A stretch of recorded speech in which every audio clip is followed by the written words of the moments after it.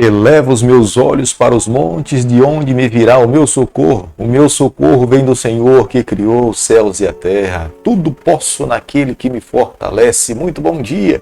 Que a bênção, que a graça de Deus nessa manhã, que os anjos do Senhor se acampem ao nosso redor, para que nós possamos viver uma vida feliz, livre de todo mal, sofrimento e angústia que esse mundo nos atormenta.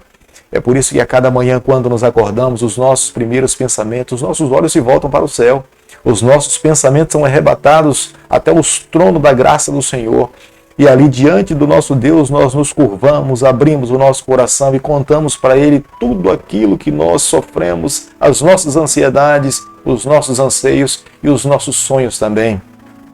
E é confiante nesse relacionamento pessoal com o nosso Deus, nos submetendo à sua vontade, que temos a certeza que Ele irá atender os nossos pedidos, irá intervir ao nosso favor. A cada dia nesse canal nós estudamos um capítulo da Palavra de Deus e nessa manhã eu convido você a ter nas mãos a Palavra de Deus no livro de Eclesiastes, capítulo 9, o versículo 1. Deveras eu me apliquei a todas essas coisas para claramente entender tudo isso, que os justos e os sábios e os seus feitos estão nas mãos de Deus. E se o amor ou se o ódio é que está na sua espera, não sabe o homem, tudo lhe está ou no futuro. A maior certeza que nós vivemos nos nossos dias é que o pecado não vale a pena. Depois de aproximadamente mais de 6.000 anos, dá para se ver evidentemente na sociedade, em todo lugar, que o pecado não valeu a pena. Tenho certeza que os anjos que estão no céu, que não se envolveram com o pecado, hoje e todo o universo se comprova e se concretiza que aqueles que se envolveram com o pecado foi a pior escolha que fizeram nas suas vidas. Orgulho, presunção, egoísmo, falta de amor, falta de sentimento para com aqueles que são mais carentes na sociedade, tudo revelam as consequências do pecado. Homicídio, violência é resultado do pecado. Os anjos que não se envolveram com o pecado, tenho certeza que hoje a maior certeza de felicidade que eles têm é o direito que eles tiveram nas mãos de escolher em não seguir a Lúcifer e as ações dos seus anjos. Querido amigo, nessa manhã eu e você nós não podemos ter uma manhã depressiva, ou um dia depressivo, ou na verdade uma vida depressiva. Nós precisamos nos voltar para Deus, na sua palavra, porque a sua palavra nos garante que um dia Deus irá fazer todas as coisas novas. Deus irá restaurar essa terra. Deus irá libertar o seu povo. Deus irá intervir, tirando desse mundo de pecado todos aqueles que amaram ao Senhor. E nós precisamos a cada dia nos apegarmos à palavra do Senhor, seguirmos as suas orientações e permitirmos que Ele conduza a nossa vida. No mundo em que vivemos, há muitas perguntas que nós nos fazemos. Por que os justos não prosperam e por que os ímpios estão prosperando? São perguntas que nós nos deparamos já há mais de 1000 anos atrás. Há quantas pessoas que viveram antes de nós se questionaram? Eles viviam uma vida justa diante de Deus e não progrediram. E outros que, na verdade, viviam uma vida ímpia, estavam progredindo. Nessa terra nós não encontramos resposta para todas as nossas perguntas. Nós precisamos um dia estar ao lado de Deus, numa conversa pessoal, e será Ele mesmo que trará para nós todas as respostas para as nossas perguntas. Saberemos das mãos de Deus de todos os porquê, e tenha certeza, nenhum de nós ficaremos insatisfeitos com a resposta do nosso Deus. Nenhum de nós conseguimos saber de fato o que passa no mais profundo do coração de um ser humano. Todas as intenções da vida de uma pessoa é impossível nós sabermos, somente Deus o sabe. Somente Deus sabe por trás do que está de cada palavra que sai dos nossos lábios. Somente Deus sabe o que de fato está por trás de cada olhar. Somente Deus um dia trará a juízo todas as nossas palavras, todas as nossas ações, todas as nossas atitudes, porque todas as nossas ações estão abertas aos olhos do nosso Salvador. Eclesiastes capítulo 9, o versículo 4, a Bíblia diz o seguinte: para aquele que está entre os vivos há esperança, porque mais vale um cão vivo do que um leão morto. No pensamento da sabedoria, no pensamento de Salomão, inspirado pelo Senhor, Salomão entendia perfeitamente que quando uma pessoa perde a sua vida, ela já não pode mais amar, ela não pode mais oferecer o perdão, ela já não pode mais tratar com as pessoas que estão nessa terra a oportunidade de amar alguém, de expressar os seus sentimentos enquanto nós estamos com vida, porque quando nós fechamos os nossos olhos para essa vida, oportunidade de salvação, oportunidade de arrependimento e expressar seu sentimento para outras pessoas já não é mais possível. Por isso que Salomão fala, é melhor um cão vivo do que um leão morto.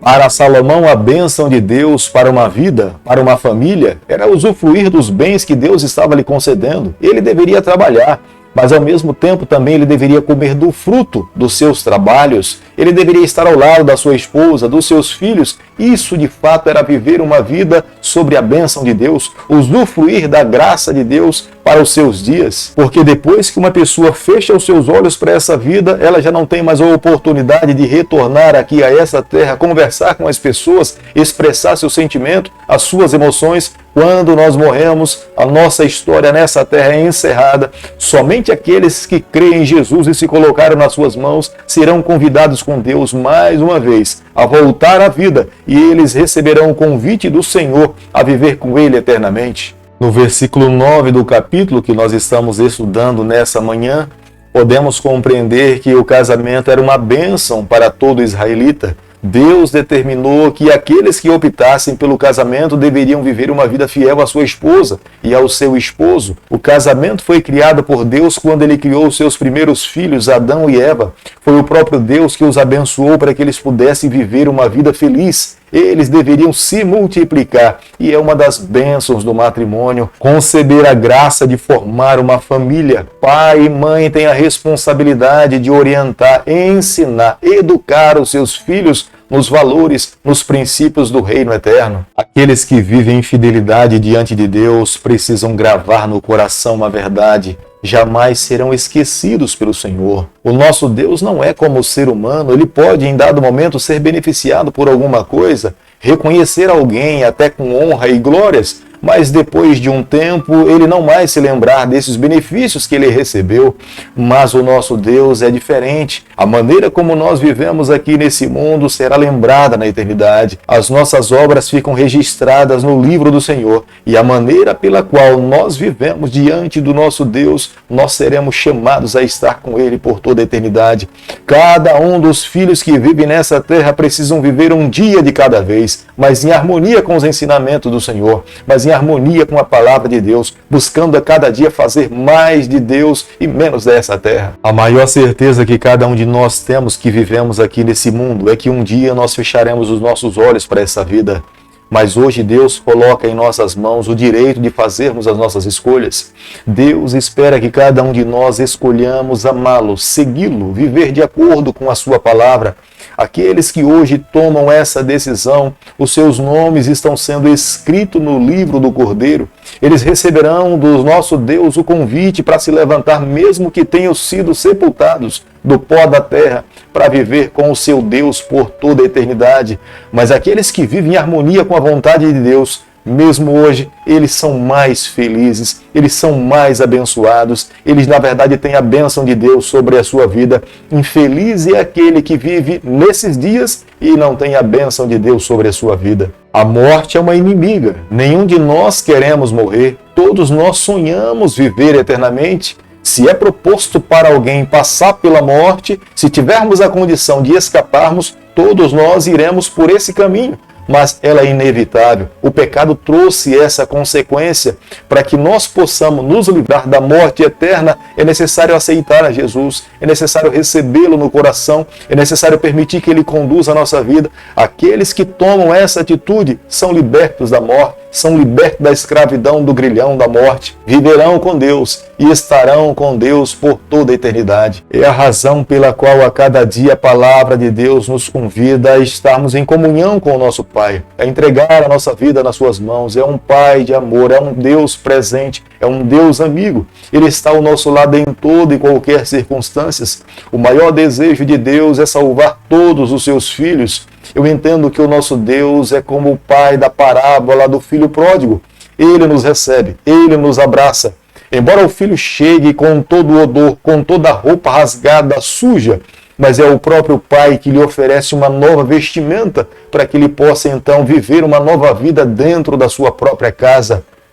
A vestimenta que o pai lhe oferece é a própria vestimenta do pai, é a sua justiça, é a sua integridade. As impurezas que o filho trouxe são deixadas para trás e esquecidas, mas a vestimenta do pai lhe dá direito de assumir a família, os direitos da casa e governar a casa como se ele nunca tivesse saído. É a bondade do nosso Deus para cada um de nós. Hoje, cada um de nós temos o direito de fazermos as nossas escolhas.